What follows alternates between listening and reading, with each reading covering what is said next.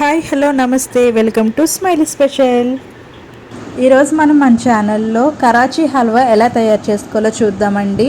Sweet shop స్టైల్లోనే చాలా టేస్టీగా ఉంటుంది. మీరు కూడా ఒకసారి తప్పకుండా ట్రై చేసి చూడండి, మీకు కూడా నచ్చుతుంది. కరాచీ హల్వా తయారు చేసుకోవడానికి మనం ముందుగా ఒక మిక్సింగ్ బౌల్లో 1/2 కప్ కార్న్ఫ్లోర్ తీసుకోవాలండి. 1/2 కప్ కార్న్ఫ్లోర్కి 1 కప్పు వాటర్ తీసుకోవాలండి. అవి రెండు బాగా మిక్స్ అయ్యేలాగా మిక్స్ చేసుకోవాలి. కార్న్ఫ్లోర్ గడ్డలు కట్టకుండా చూసుకోవాలండి. ఫోర్క్తో బాగా మిక్స్ చేసినట్లయితే మనకు మొత్తం పేస్ట్లా అయిపోతుంది. చూసారు కదా, ఇది ఇలా పక్కన పెట్టుకుని ఇప్పుడు స్టవ్ ఆన్ చేసుకుని పాన్ పెట్టుకుని 1 కప్ షుగర్ తీసుకోవాలి. 3/4 కప్ వాటర్ తీసుకోవాలి. షుగర్ మొత్తం కరిగేదాకా మిక్స్ చేసుకోవాలి. మనకి పాకం ఏమి రావక్కర్లేదండి, షుగర్ కరిగితే సరిపోతుంది. ఇప్పుడు మనం ఇందాక మిక్స్ చేసి పెట్టుకున్న కార్న్ఫ్లోర్ మిక్చర్ని ఈ షుగర్ సిరప్లో యాడ్ చేసుకోవాలి. యాడ్ చేసుకున్న తర్వాత మిక్స్ చేస్తూనే ఉండాలండి, లో ఫ్లేమ్లో పెట్టుకుని స్టవ్, లేదంటే ఉండలు కట్టేస్తుంది. మనకి ఈ మిక్స్చర్ మొత్తం ట్రాన్స్పరెంట్గా అయిపోద్దండి, చిక్కగా. అప్పటి వరకు మనం మిక్స్ చేసుకుంటూ ఉండాలి.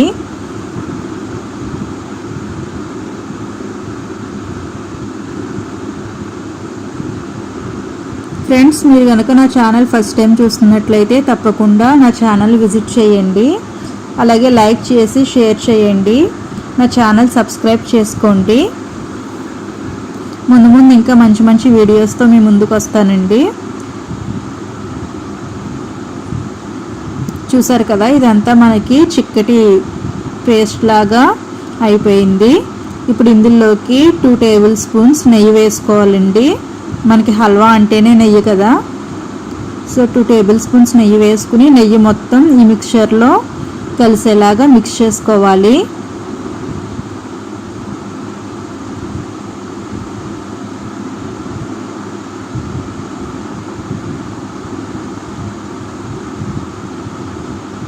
ఒక్కసారి మీరు ఇంట్లో చేశారంటే ఇంకా స్వీట్ షాపుల దగ్గరికే వెళ్ళరండి, అంత టేస్టీగా వస్తుంది.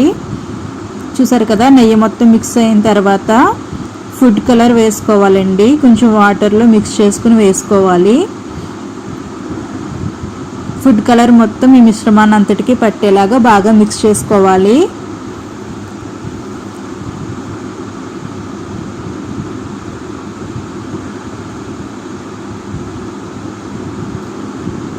ఫ్లేమ్ అయితే లో ఫ్లేమ్లోనే ఉండాలండి, మొత్తం స్వీట్ అంతా తయారయ్యేంత వరకు. ఇప్పుడు ఇందులో మనము 1/2 టీ స్పూన్ లెమన్ జ్యూస్ వేసుకోవాలి. ఇంతకన్నా ఎక్కువ వేసుకోకూడదండి. లెమన్ జ్యూస్ వేసుకోవడం వల్ల మీకు పులుపు టేస్ట్ అయితే రాదు. ఇప్పుడు ఇందులో చాప్ చేసుకున్న డ్రై ఫ్రూట్స్ వేసుకోవాలి. మీకు ఏ డ్రై ఫ్రూట్స్ ఇష్టమైతే అవి వేసుకోవచ్చండి. నేను కాజు బాదం వేసాను.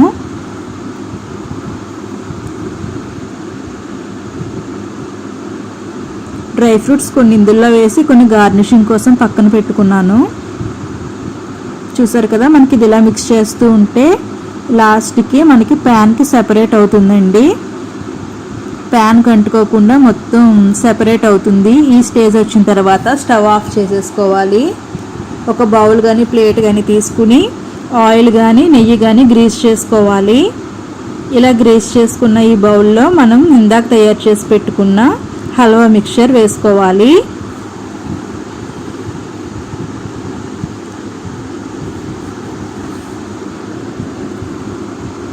దీన్ని మొత్తం సాఫ్ట్గా చేసుకోవాలండి పైన మొత్తం.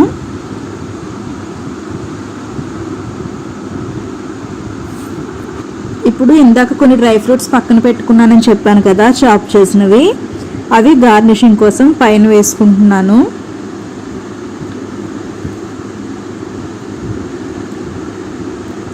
పైన వేసుకున్న తర్వాత ఒక స్పాచులా తీసుకుని అది కొంచెంగా ప్రెస్ చేస్తే అవి కొంచెం అతుక్కుంటాయండి, లేదంటే రాలిపోతాయి. ఇప్పుడు ఈ మిశ్రమాన్ని అలాగే పక్కన పెట్టేసేయాలి 1 గంట సేపు. 1 గంట తర్వాత మనం సర్వింగ్ ప్లేట్ తీసుకుని అందులోకి ఈ హల్వాని అన్మోల్డ్ చేసుకోవాలి. జస్ట్ ఒక 2-3 టైమ్స్ అలా ట్యాప్ చేస్తే సరిపోతుందండి, చాలా ఈజీగా వచ్చేస్తుంది. అంతేనండి, మనకి హల్వా అయితే రెడీ అయిపోయింది. ఇప్పుడు దీన్ని మనకి నచ్చిన షేప్స్లో కట్ చేసుకోవచ్చు.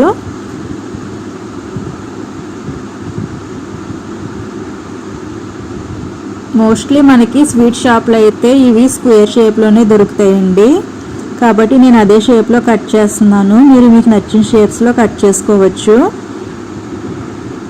ఒకసారి ఇది తయారు చేసుకుని టేస్ట్ చూసినట్లయితే చాలా ఇష్టంగా తింటారండి.